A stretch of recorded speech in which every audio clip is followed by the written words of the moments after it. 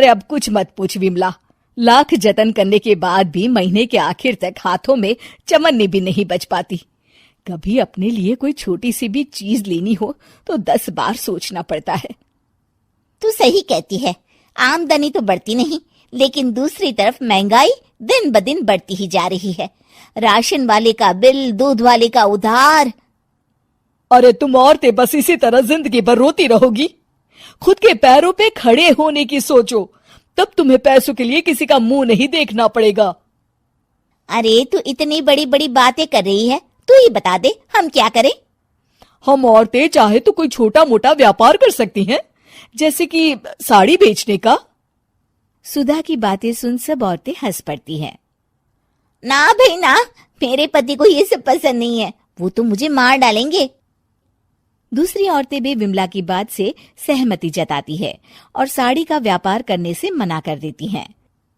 अगले दिन सुधा अपनी सास से ये बात कहती है। बस अब यही काम रह गया था, सारा दिन यही सब सोचती रहती हो। अरे बढ़िया आई साड़ी बेचने वाली।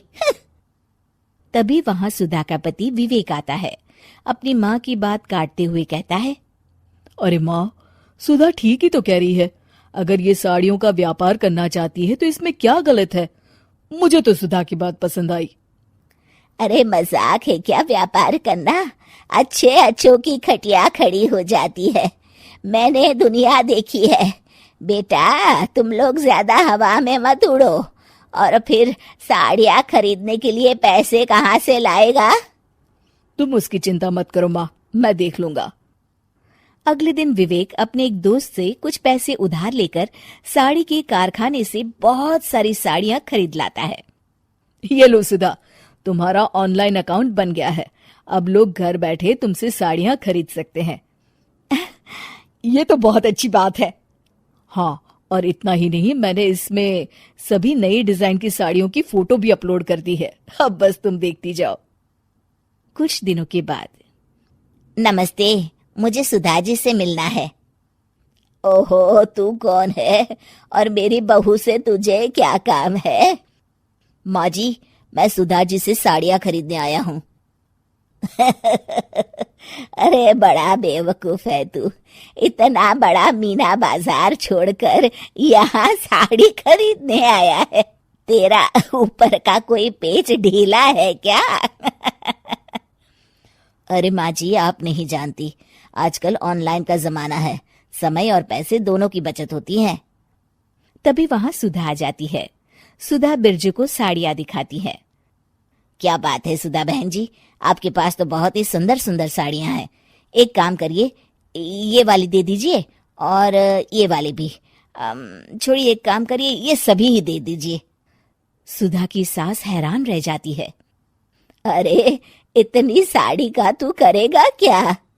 अरे माँ जी, मेरी बीवी पहनेगी। अरे कितनी बीवियां है तेरी? माँ जी, आप भी ना, बीवी तो एक ही है। पहले तो मैं 2-4 साड़ियाँ लेने आया था, लेकिन अब पूरी 20 साड़ियाँ ले जा रहा हूँ। ये लीजिए सुधा बहन जी, आपके पैसे। चलता हूँ। धीरे धीरे सुधा के द्वारा घर में खोली गई छोटी सी दुकान चल पड़ती है और देखते ही देखते सुधा के घर ग्राहकों की लाइन लग जाती है।